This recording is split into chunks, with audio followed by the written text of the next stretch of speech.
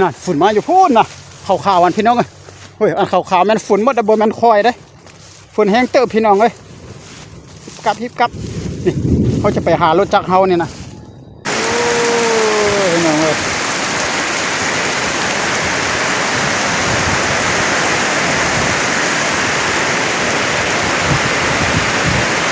แห้งขนาดเลย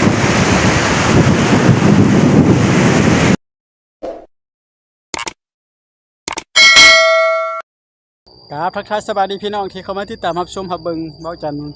ว่าจะออกมาโตนกคุ้มเบิงนะพี่น้องนะเอาซิ่งมาซิ่งเสียนเด้อพี่น้องเอ้ยจะไปทางเทิงนี่ไปเบิงพอเบาจันประมาฮอดเลยชดปีละอยู่เทิงพี่น่ะไปเบิงเลยพวกนี้ปลาหกแท้พวกว่าพี่น้องไปสร้างไปเลยเบาจันจะย่างขึ้นไปอยู่เทิงนั้นไปเบิงน้ำก่อนฝุ่นสิตกพี่น้องเอ้ยห้องพอมันได้หลายมื้อแล้วบึมอยู่ฝุ่นสิตกนะย่างไปเบิ่งจะมีมุมมีกับเบอร์จักแล้วพี่น้องอ๋อปลาหกแถวว่าพี่น้องเอ้ยบัวจะไปทางใดปลาโทพี่น้องปลาปลาหกพี่น้องเอ้ยไปได้บ่ปลาหกขนาดเลย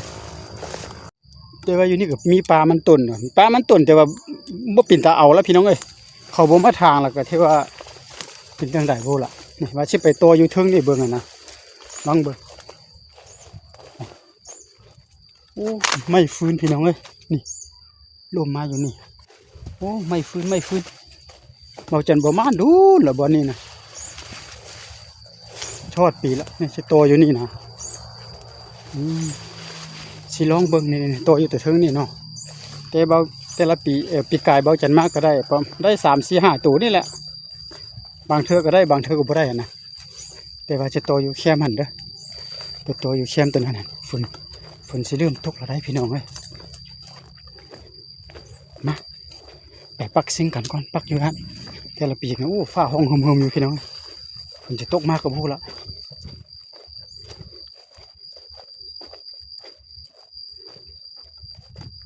มาถือบ่นี่เปลี่ยนนิ้วบ่นี่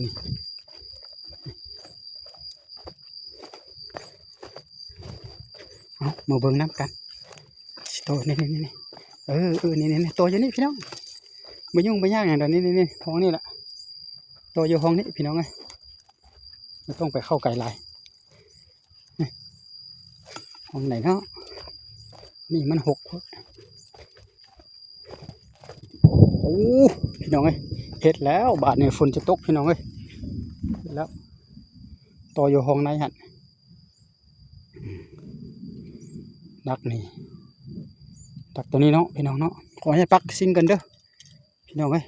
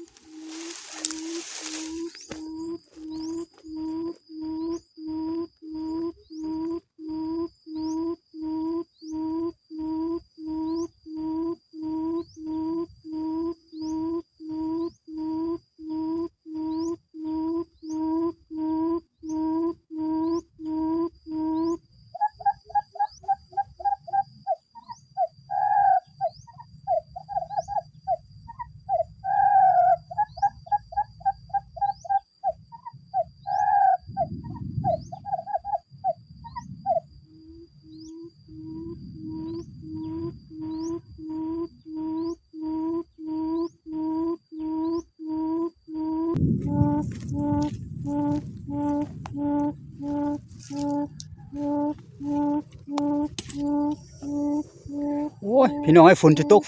อุ้ยมาแล้วพี่น้องเอ้ยบ่ได้เบาจันเก็บซิงก่อนเอา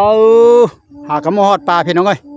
ขออนุญาตเก็บซิงก่อนเด้อฝนตกพี่น้องเอ้ยนี่บรรยากาศเด้อมืดอึมตึ๊บโอ้ยเก็บซิงก่อนค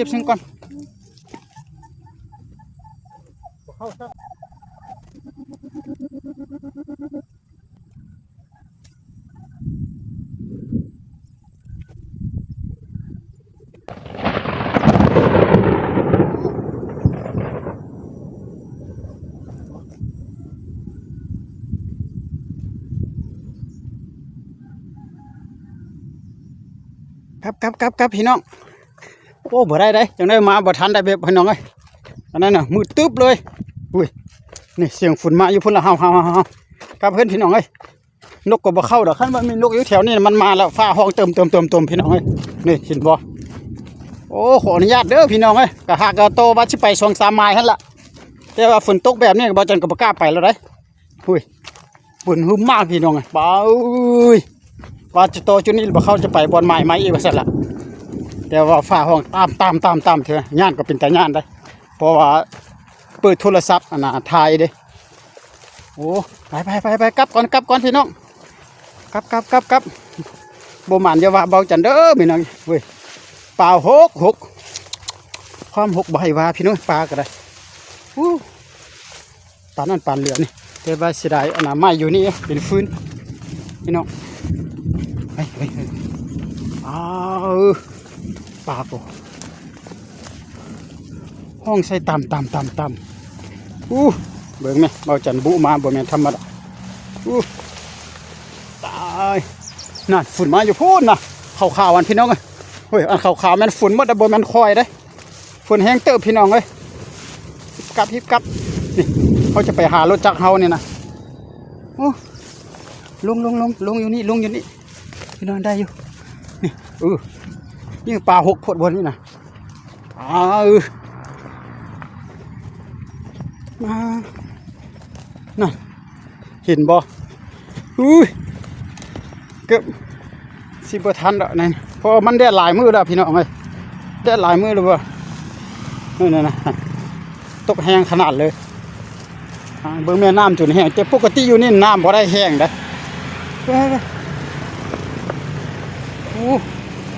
พี่น้อง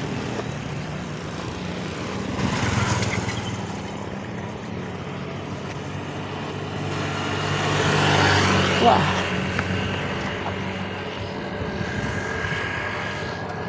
ลึกนะคุณชิตกล่ะครับพี่น้องมาหาไปจักเขาละ